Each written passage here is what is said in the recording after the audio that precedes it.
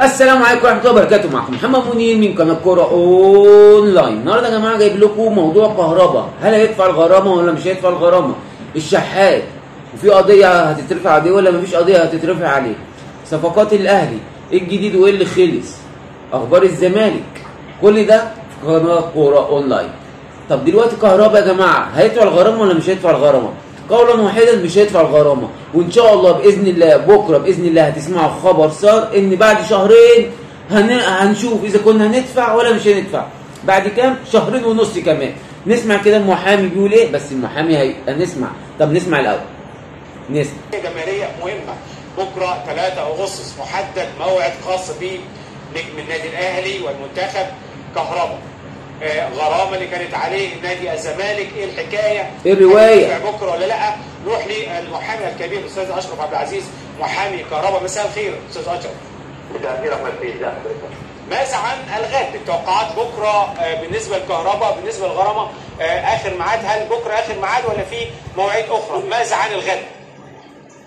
ان شاء الله انا عايز اطمن جمهور النادي الاهلي طبعا ان شاء الله في اخبار كويسه قوي فعايزه في الكهرباء بكره، لكن ما اقدرش اتكلم بكره هيحصل ايه لان الموضوع برمته الان مع المحامي الدولي الاستاذ علي عباس. نعم. فطبعا اخشى ان انا اتكلم في حاجه اتداولنا فيها يأثر في حاجه. نعم. فطبعا ما نقدرش نتكلم يقول لك انا مش عايز اتكلم في حاجه ولا اقول حاجه عشان ما تاثرش بكره على القضيه، عشان ما تاثرش الناس، يعني الناس التانيه بيصطادوا اي حاجه عشان يعني ايه ياخدوا اي بونت او يكسبوا بيها القضيه. اسمع. انتظروا المفاجآت غدا انتظروا الأخبار السعيدة غدا. حضرتك انتظروا المفاجآت والاخبار السعيده. تاني بقى احمد موسى يسيبه، لا يبص بتقول لي يقول 3 حاجات ورا بعض. 3 حاجات ورا بعض. بتطمنه بتقول له انتظروا اخبار سعيده مفاجآت. هو انا مش قلت يا احمد؟ ليه بقى الراجل بيقول كده؟ او ليه المحامي بيقول كده؟ لان الراجل او المحامي عارف اللوائح وعارف القوانين. بيقول لك هو برضو انا قعدت شتمت من شهر 1 لغايه شهر 8 لما طلعت وقلت يا جماعه انتظرونا في شهر 8 2 اغسطس. الناس طلعت شتمتني وطلعت هاجمتني. طب دلوقتي انا طالع اقول لكم ان شاء الله اطمنوا وحطوا بطنكم بطيخه صيفي. ده الكلام بقى من عندي، حطوا بطنكم بطيخه صيفي ان بكره القرار باذن الله لكهرباء ان هيتاجلوا للفريق الثاني او النادي اللي هو متضامن مع كهرباء، خلاص بيرجع النشاط الرياضي بتاعه فممكن يدفع معاه. دي الخلاصه يا جماعه عشان محدش يقعد يقول لك هتتقسط مش هتتقسط. الكلام ده كله مفيش. ان شاء الله القضيه هتتاجل عشان خاطر بس ايه، هم الزمالك او الاعلام بتاع الزمالك كلامهم يغيظ، فعشان كده احنا مش عايزين اي حاجه منفعه ليهم من الاخر يعني. ده بالنسبه يا جماعه الكهرباء وموضوع كهرباء والقضيه بتاعته، وهننتظر بكره ان شاء الله هتاجل 2.5 شهر كمان. طب الشحات بيقول لك في اخبار ان بيقول لك الشيبي هيرفع عليه قضيه في النيابه والكلام ده. طب هو لو رفع قضيه احنا مستعدين. بص محامي النادي الاهلي بيقول ايه؟ محامي النادي الاهلي بيقول لك لو هم رفعوا علينا قضيه انه في بلاغات حق قدام النيابه العامه قد تلجأوا للقضاء ايضا بما لديكم من ادله. الشيبي لو رفعوا هم بتوع بيراميدز والشيبي لو رفعوا قضيه على النادي الاهلي او على الشحات ايه اللي هيحصل؟ طبعا عندنا شروط واقعه.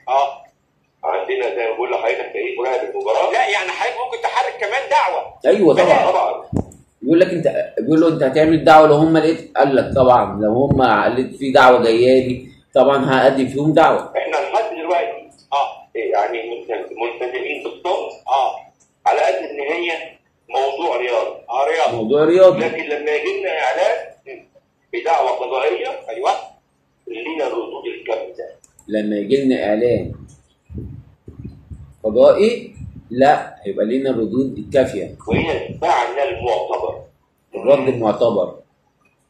جهزت كل حاجه يعني. جاهز يا فندم كل حاجه. قدامي وجاهز وتمام. وقت ما يجي لنا اعلان هنقدمه. وهنطلب استدعاء الشهود سواء لاعبي بيراميدز او لاعبي النادي. هل في احنا جاهزين. لو هم عملوا كده بس هو سؤال بقى يا جماعه، لو الحوار ده او الحكايه دي حصلت مع لعيب، مع يعني الزمالك هو اللي عمل كده مع الشيبي، هل كان هيحصل قضيه كده ونيابه وهنفضل لغايه دلوقتي لسه مش هتخلص في اطار كره قدم، في ماتش في كره القدم؟ انا مش عارف والله. ده يا جماعه كان بالنسبه للشحات وبالنسبه لكهربا.